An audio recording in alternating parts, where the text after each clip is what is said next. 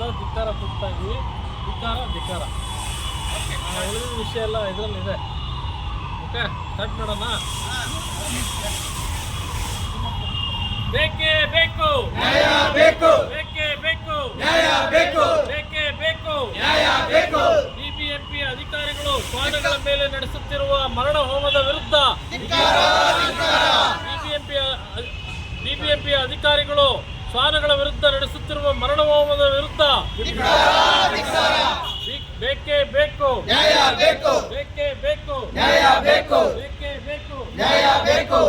ಬೀದಿ ನಾಯಿಗಳ ಸಂತಾನ ಹರಣ ಚಿಕಿತ್ಸೆ ಪಡೆಯುತ್ತೇವೆ ಎಂದು ಕೋಟ್ಯಾಂತರ ರೂಪಾಯಿ ಹಗರಣವನ್ನು ಮಾಡಿರುವ ಬಿಬಿಎಂಪಿ ಅಧಿಕಾರಿಗಳ ವಿರುದ್ಧ ಧಿಕ್ಕಾರ, ಧಿಕ್ಕಾರ. ಬೇಕೇ ಬೇಕು ನ್ಯಾಯ ಬೇಕು, ಬೇಕೇ ಬೇಕು ನ್ಯಾಯ ಬೇಕು, ಬೇಕೇ ಬೇಕು ನ್ಯಾಯ ಬೇಕು, ಬೇಕೇ ಬೇಕು ನ್ಯಾಯ ಬೇಕು, ಬೇಕೇ ಬೇಕು ನ್ಯಾಯ ಬೇಕು. ಬಿಬಿಎಂಪಿ ಅಧಿಕಾರಿಗಳು ಶ್ವಾನಗಳ ಮೇಲೆ ನಡೆಸುತ್ತಿರುವ ಮರಣ ಹೋಮದ ವಿರುದ್ಧ ಧಿಕ್ಕಾರ, ಧಿಕ್ಕಾರ. ಬಿಬಿಎಂಪಿ ಅಧಿಕಾರಿಗಳು ಶ್ವಾನಗಳ ವಿರುದ್ಧ ನಡೆಸುತ್ತಿರುವ ಮರಣ ಹೋಮದ ವಿರುದ್ಧ ಧಿಕ್ಕಾರ, ಧಿಕ್ಕಾರ. ಬೇಕೇ ಬೇಕು ನ್ಯಾಯ ಬೇಕು, ಬೇಕೇ ಬೇಕು ನ್ಯಾಯ ಬೇಕು, ಬೇಕೇ ಬೇಕು ನ್ಯಾಯ ಬೇಕು. ಬೀದಿ ನಾಯಿಗಳ ಸಂತಾನ ಹರಣ ಚಿಕಿತ್ಸೆ ಪಡೆಯುತ್ತೇವೆ ಎಂದು ಕೋಟ್ಯಾಂತರ ರೂಪಾಯಿ ಹಗರಣವನ್ನು ಮಾಡಿರುವ ಬಿಬಿಎಂಪಿ ಅಧಿಕಾರಿಗಳ ವಿರುದ್ಧ ಧಿಕ್ಕಾರ, ಧಿಕ್ಕಾರ. ಬೇಕೇ ಬೇಕು ನ್ಯಾಯ ಬೇಕು, ಬೇಕೇ ಬೇಕು ನ್ಯಾಯ ಬೇಕು.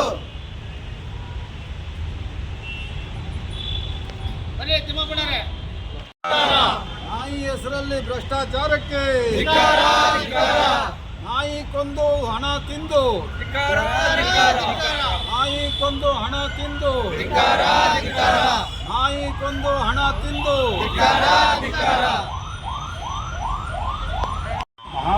ಸಂಘದ ಮಹಾಸಭಾದ ಆ ಸಮಾಜದ ಹಿಂದೆ ಮಾದಾರ ಚೆನ್ನಯ್ಯ ಸ್ವಾಮಿಗಳು ಇಲ್ಲಿ ಬಂದು ಪ್ರತಿಭಟನೆ ಮಾಡಿದರು.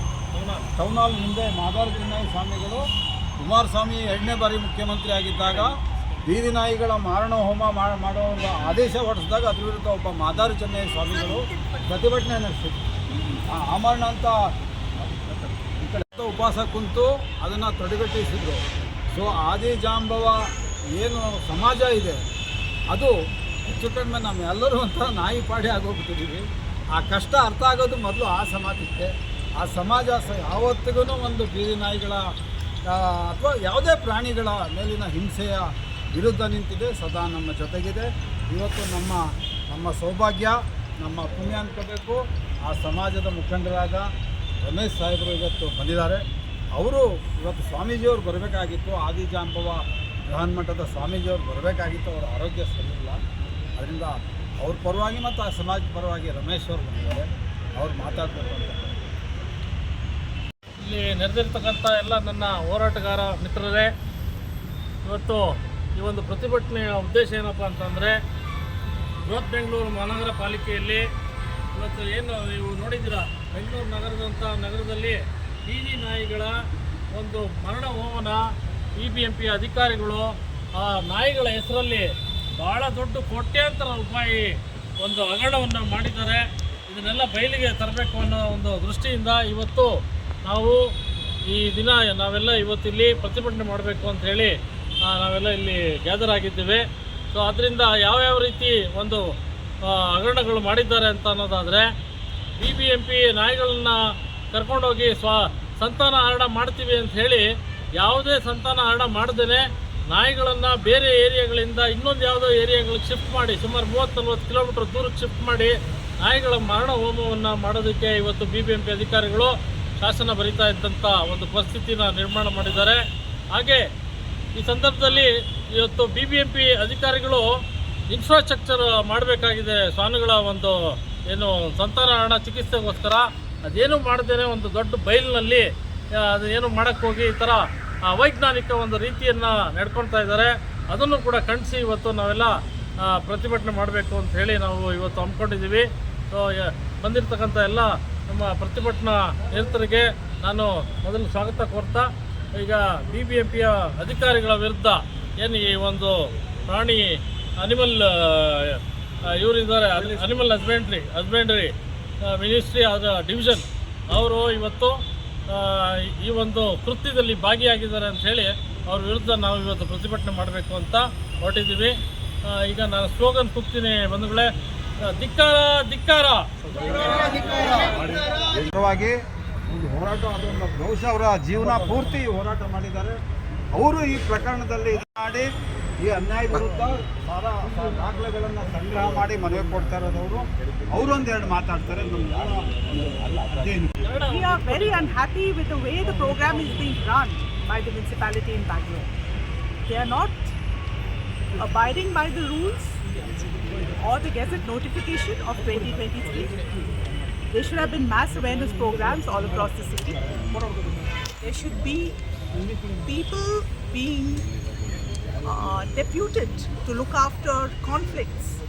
There should be feeding spots arranged for all the dogs. And the numbers of ABC should be increased, maybe by at least 50%. But what is happening is the infrastructure is so poor that the animals are being stuffed into very pathetic centers. There are only 2 centers worth the name. The others are being done in makeshift places, completely violating the rules. And this is not going to give us any good result. And eventually the blame will be on the dogs. We are insisting that the officials who are here are moved out of BBMP, because some of them have been around for more than 7 or 8 years. They should be shifted, they should be transferred out. We need better people who are dedicated, who are sincere, and who are following the rule of the law. And they have to abide by the Supreme Court orders, the AWBI SOP, and the ABC rules, and the recent Gazette notification, which spells out very clearly the manner in which ABC is supposed to be done. So we are requesting today that we have to be heard and these changes take place immediately. And we are not asked to wait for another 6 months, 1 year, 2 years. And if they cannot do that, let BBMP start ABC by themselves. There is a provision under the law for BBMP or any municipality to take up ABC if you do not have sufficient NGOs. And we don't want the backdoor entrance and the rogue NGOs to come into the picture and spoil the whole process further. Recently, there was the mauling of a senior citizen in Air Force Station campus. This should never have happened. There were no feeding spots allocated. The dogs were hungry. There was no awareness created. BBMP should have moved in. They should have ensured that food was available for the dogs and that they were not troubled or bothered. But nobody cared. And now they have picked up 98 dogs. What were they doing for all these years? In 5 days, they picked up 98 dogs. What were they doing before this? The program should have gone on continuously inside that. But this is... Thank you so much. ನನ್ನ ಹೆಸರು ಸುಜಿಯಾ ಜಗದೀಶ್ ಅಂತ. ನಾನೊಂದು simple ಆಗಿ points ಹೇಳ್ತೀನಿ ನೋಡಿ. ಇವಾಗ ABC rule, ABC programme ನಡೆಸ್ಕೊಂಡು ಹೋಗ್ತಾ ಇರೋದು ಈ ಸುಪ್ರೀಂ ಕೋರ್ಟ್ ಆರ್ಡ್ರಿಂದ ಆದೇಶ ಪ್ರಕಾರ ನಡೆಸ್ಕೊಂಡು ಹೋಗ್ಬೇಕು.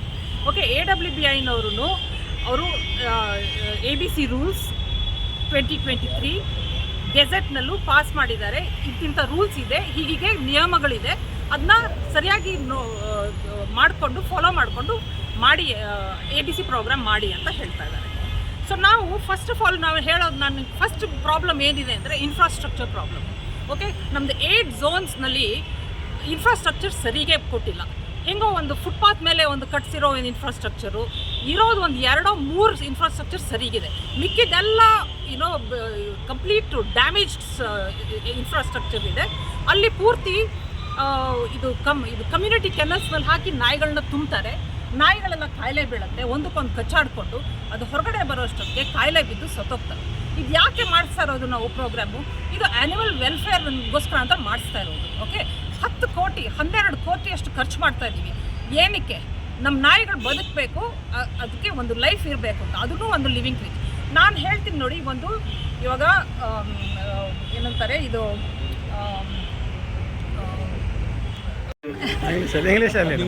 ಆಮೇಲೆ ಇನ್ನೊಂದು ಕ್ವಾಲಿಫೈಡ್ NGOs ಬೇಕು ನಮಗೆ. ಓಕೆ, ಯಾರಂದರೆ ಅವರು ಬಂದು ನಾನು ABC ಮಾಡ್ತೀನಿ ಅಂತ ಹೇಳಿದ್ರೆ ಅವ್ರಿಗೆ ಬಿಟ್ಬಿಡೋಕ್ಕಾಗಲ್ಲ ಮಾಡೋಕ್ಕೆ. ಯಾಕಂದರೆ ಅವ್ರಿಗೂ ಎಕ್ಸ್ಪೀರಿಯನ್ಸ್ ಇರಬೇಕು, ಒಳ್ಳೆ ಡಾಕ್ಟರ್ಸ್ ಇರಬೇಕು, ಅವ್ರ ಹತ್ರ ಟೀಮ್ ಇರಬೇಕು.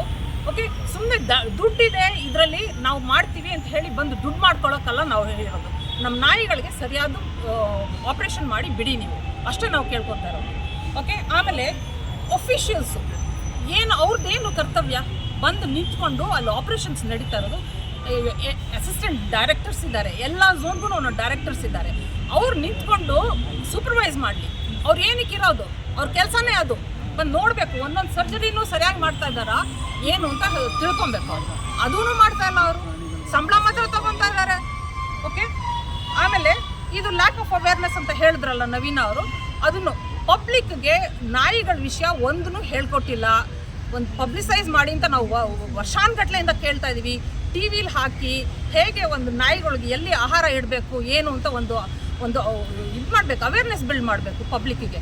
ಯಾವಾಗ ನಾಯಿ ಕಚ್ತೋ ಇಮಿಡಿಯೇಟ್ ರಿಯಾಕ್ಷನ್, ರಿಯಾಕ್ಷನ್ ಅಂತಾರಲ್ಲ ಅದು ಮಾಡೋದು ಅವರು ಪಬ್ಲಿಕ್ ಅಫಿಷಿಯಲ್ಸು. ಹಂಗೆ ಮಾಡಿಬಿಟ್ರೆ ಪಬ್ಲಿಕ್ಕಿಗೂ ಖುಷಿ ಆಗುತ್ತೆ. ಓ, ನಾಯಿನ ಎತ್ಕೊಂಡು ಹೋದ್ರಪ್ಪ, ಇನ್ನು ಕರ್ಕೊಂಬರಬೇಡಿ ಇಲ್ಲಿ ಅಂತ ಎಲ್ಲರನ್ನೂ ನಾಯಿಗಳನ್ನ ರೀಲೊಕೇಟ್ ಮಾಡ್ತಾ ಇದ್ದಾರೆ. ಹಂಗೆ ಆಗಬಾರ್ದು.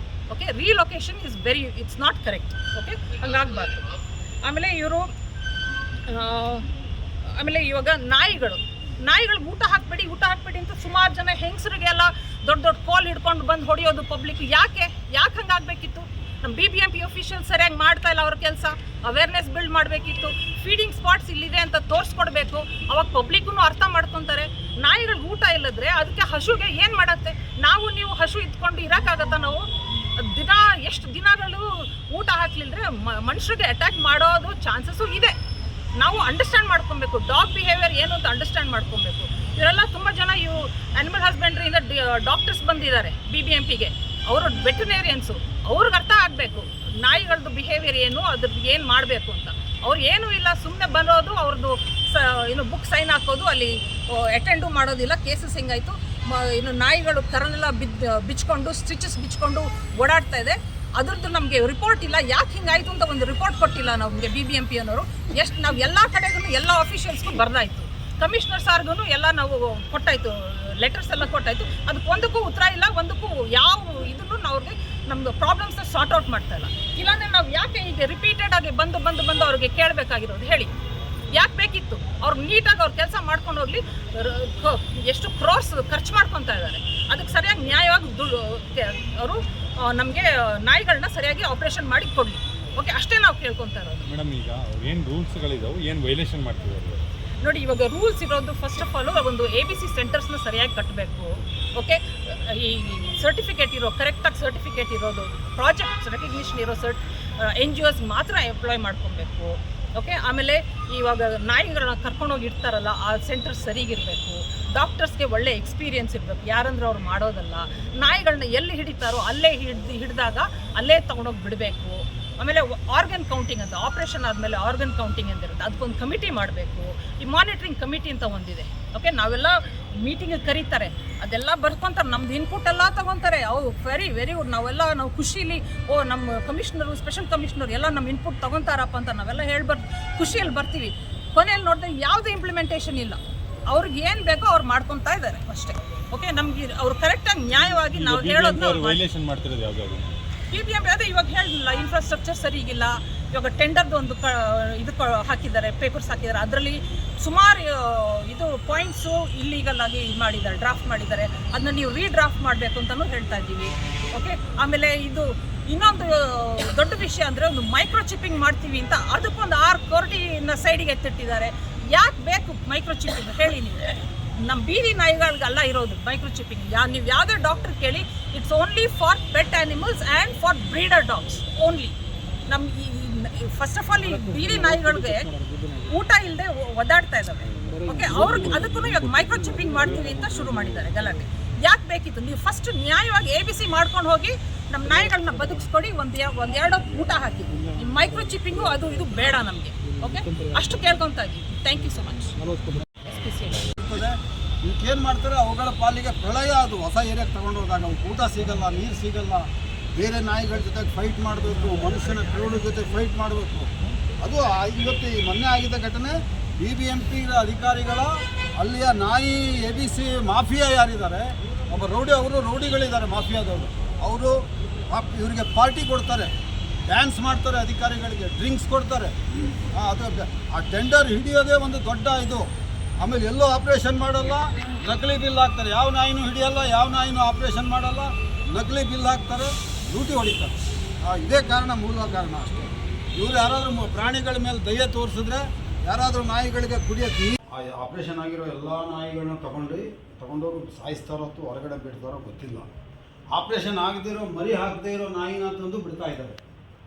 ನಾವು ಎಷ್ಟು ಒಂದು 35 ವರ್ಷದಿಂದ ಇದು ಮಾಡ್ತಾ ಇದ್ದೀವಿ.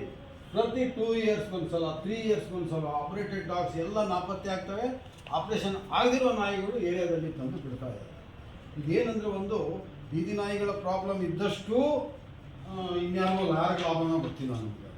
ಕಾಂಟ್ರಾಕ್ಟರ್ಸ್ ಲಾಭನ ಅಥವಾ ಈ ಡಿಪಾರ್ಟ್ಮೆಂಟ್ನವ್ರಿಗೆ ಲಾಭನ ಅಥವಾ ಅದನ್ನ ಆಪ್ರೇಷನ್ ಮಾಡ್ತೀವಿ ಅಂತ ಭ್ರಷ್ಟಾಚಾರ ಮಾಡೋದ್ರ ಲಾಭನ. ನಾವು ಇದು ಯಾಕಂದ್ರೆ ಪದೇ ಎಷ್ಟು ಕಂಪ್ಲೇಂಟ್ ಕೊಟ್ಟಿದ್ದೀವಿ ಅಂದರೆ ನಿಮ್ಗೊಂದು ಸೆಟ್ ಕೊಡ್ತೀವಿ. ನಾವು 35 ವರ್ಷದಿಂದನೂ ಆಪ್ರೇಷನ್ ಮಾಡಿರೋ ನಾಯಿ ನಾಪತ್ತೆ ಆಗಿದೆ ಅಂತಲೇ ಕಂಪ್ಲೇಂಟ್ ಕೊಟ್ಟಿರೋದು ನಾವು. ದಯವಿಟ್ಟು This issue had been discussed. Special Commissioner Health had also told this issue. So ಅವರು ಹೇಳುವುದು ಏನಂದ್ರೆ after doing surgery mostly we leave the dogs back to the neighborhood where we found them. Only thing is in some cases the officers were a little slow in doing it. That is what I have understood. ಕಾರಣ ಏನಂತಾರೆ ಇದು ನೋಡಿದ ನಂತರ checking ಎಲ್ಲವೇ ಮಾಡಬೇಕಲ್ವ. After surgery only the 4th day you can release the dog back to the neighborhood. So ಆ ಕಾರಣದಿಂದ ಸ್ವಲ್ಪ ವಿಳಂಬ ಆಗ್ತಾ ಇದೆ. But generally when they operate on the animal they leave it back in the neighborhood where it is found. The genuine NGOs are doing that, but a lot of rogue entrants have come in, and we know that they are not qualified, they are not I think recognized. it's BBMP that you're saying. Yes. You know, I'm new to the subject, that's why I'm asking. Okay, there's a person still waiting who was thrown out 4 years back. She's somehow quashed the FIRs against her. She's come into the whole tendering process, and she was only relocating dogs all across Mahavipura. And 2 children were more to death during her stay in Mahavipura zone. So they are asking that these people not be brought back. You know, BBMP can do the ABC program by themselves. If there are insufficient NGOs, we don't need to employ these people who are coming into that zone. My understanding is it has been tendered out and it's not given to NGOs. I'm not really sure how It the is setup actually is. gone to NGOs, but in the ABC Gazette notification of 2023, there is a clear clause that if you do not have sufficient NGOs, the municipality or civic authority themselves can take it up. We would prefer that. We save a lot of money, and the remaining amount, the 50% balance that remains of maybe 6 or 7 crores, can be used for feeding and welfare. Why do we spend so much when we're not getting a proper job done? And how did that elderly lady get more to death? Nobody had visited that campus. Point